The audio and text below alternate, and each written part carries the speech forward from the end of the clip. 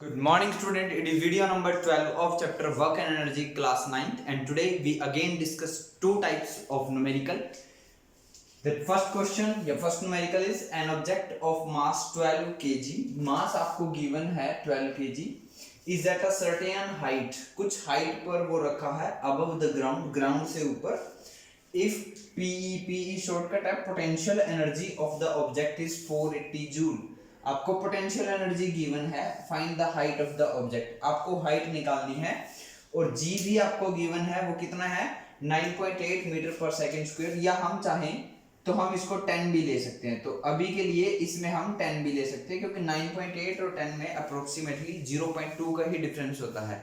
तो हम अपनी नीड के अकॉर्डिंग इसको ले सकते हैं. जी मैंने आपको पहले भी बताया, जी एक्सेलरेशन ड्यू टू ग्रेविटी है. अर्थ हर एक बॉडी को अपने सेंटर की तरफ अट्रैक्ट करती है. अब ये दो बॉडीज हैं, मान लो, देखो ये दोनों एक दूसरे के ऊपर फोर्स लगा रही हैं.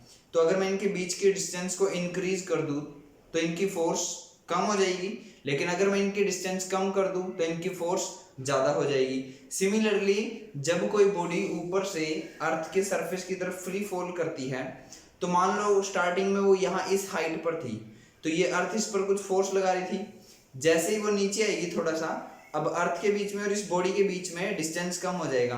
डिस्टेंस कम हो जाएगा तो फोर्स इंक्रीज हो जाएगी. फोर्स इंक्रीज होगी तो इसकी वेलोसिटी इंक्रीज हो जाएगी. थोड़ी देर बाद ये और नीचे आएगा. जब ये और नीचे आएगा तो अर्थ और इस बॉडी के बीच का डिस्टेंस और कम हो जाएगा. जब डिस्टेंस और कम हो जाएगा तो अर्थ की फोर्स इस बॉडी पर इंक्रीज हो जाएगी. फोर्स इंक्रीज होगी तो इसकी स्पीड और इंक्रीज हो जाएगी. और स्पीड का इंक्रीज होना टाइम के साथ क्या होता है, एक्सेलरेशन. तो ये जो जी है यहाँ पर, ये जी है acceleration due to gravity. Acceleration due to gravity. वैसे तो एक्सेलरेशन का सिंबल ए होता है, बट क्योंकि ये स्पेशल ग्रेविटी की वजह से या अर्थ की वजह से, इसलिए हम इसका सिंबल जी यूज करते हैं. तो वही हम स्टेप फॉलो करते हैं. पहले हम लिखते हैं गिवन क्या क्या है हमें. तो गिवन है हमें बॉडी का मास कितना 12 kg. दूसरा हमें पोटेंशियल एनर्जी गिवन है कितनी 480 जूल. 480 जूल. और हमें जी की वैल्यू गिवन है 10 मीटर पर सेकंड स्क्वायर. और हमसे पूछा है हाइट बताओ ऑब्जेक्ट की, मतलब ऑब्जेक्ट कितनी हाइट पर रखा हुआ है. तो हम पोटेंशियल एनर्जी का थर्ड स्टेप पहले क्या होता है, आपको क्वांटिटी जो आपको गिवन है उनकी यूनिट चेक कीजिए. मास किलोग्राम में ही होता है ऐसे सिस्टम में, एनर्जी जूल में ही होती है, और जी की वैल्यू जी की यूनिट मीटर पर सेकंड स्क्वायर होती है. यानी हर एक क्वांटिटी की यूनिट ऐसा सिस्टम में ही है. अब हमें हाइट निकालनी है. तो पोटेंशियल एनर्जी का फॉर्मूला क्या होता है, पोटेंशियल एनर्जी का फॉर्मूला होता है mgh. यहाँ जो जो वैल्यू गिवन है वो पुट कर लीजिए. पोटेंशियल एनर्जी की वैल्यू कितनी है 480. मास कितना है 12. जी कितना है 10. हाइट पता नहीं है, वो फाइंड आउट कर लेंगे. तो ये हाइट हमें निकालनी है, ठीक है.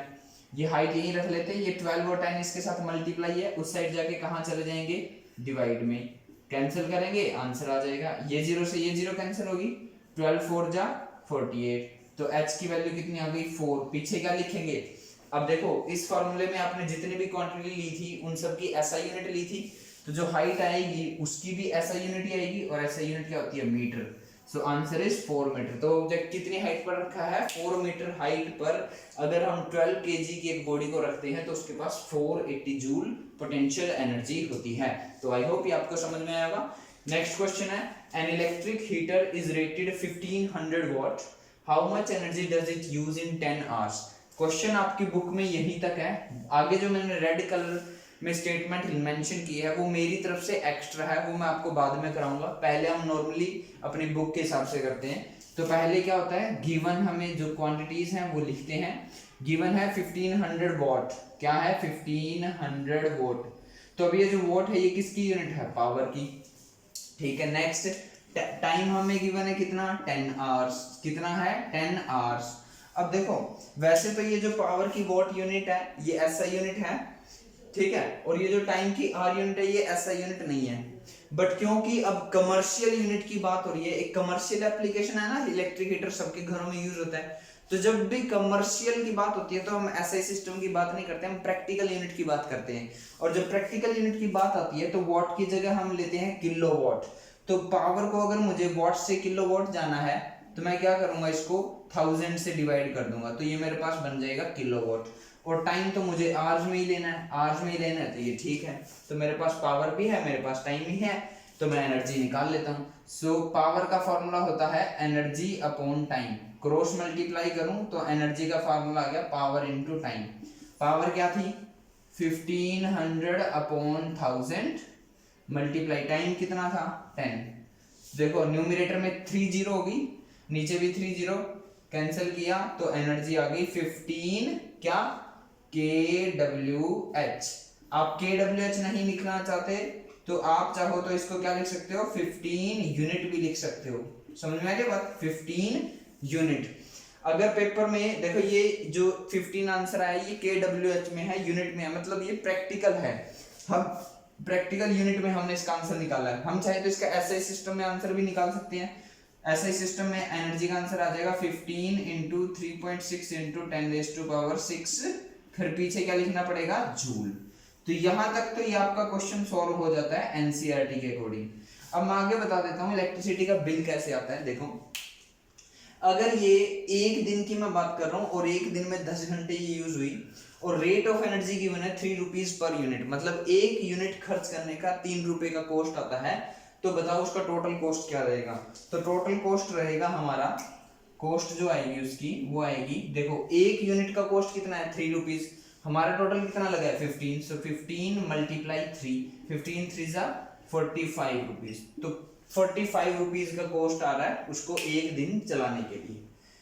जो हमारा इलेक्ट्रिसिटी बिल आएगा अगर किसी घर में सिर्फ यही इलेक्ट्रिक हीटर 1500 वॉट का 10 घंटे यूज होते हैं, सिर्फ एक दिन का, सिर्फ 1 डे का इलेक्ट्रिसिटी बिल 45 रुपीज आएगा।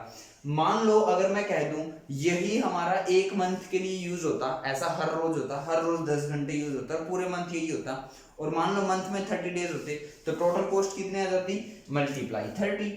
तो हम चाहें तो इसको पूरे मंथ के लिए भी निकाल सकते हैं और सॉल्व करेंगे तो ये हमारा मंथली इसका इलेक्ट्रिसिटी बिल आ जाएगा, कॉस्ट आ जाएगी। समझ में आई बात। एक्स्ट्रा क्वेश्चन क्या था, ये रेट दिया गया था कि एक यूनिट अगर आप इलेक्ट्रिसिटी यूज करोगे तो उसका कॉस्ट 3 रुपए कॉस्ट आएगी। अब जो इलेक्ट्रिसिटी यूज की जा रही है वो 15 यूनिट है, तो एक दिन का इस हीटर का 10 घंटे चलाने का कॉस्ट कितना है 45 रुपए। अगर यही काम हर रोज पूरे मंथ हो, ठीक है, मतलब एक किसी घर में एक पूरा महीना यानी पूरे 30 दिन हर रोज 10 घंटे यही इलेक्ट्रिक हीटर चलता है, उसका टोटल बिल कितना आएगा 45 इंटू 3। आप इसको चाहे तो सोल्व कर सकते हो, 3 5 जा 15 5, 3 4 जा 12 और 1 13, तो 1350 रुपए कॉस्ट आएगी टोटल इसकी एक महीने की। तो आई होप इस एक्स्ट्रा इन्फॉर्मेशन के साथ आपको ये और अच्छे से क्लियर होगा। आज की इस वीडियो में इतना ही, जल्दी से वीडियो को पॉज करो, स्क्रीनशॉट लो, कॉपी में नोट करो। आज की इस वीडियो में इतना ही, थैंक यू।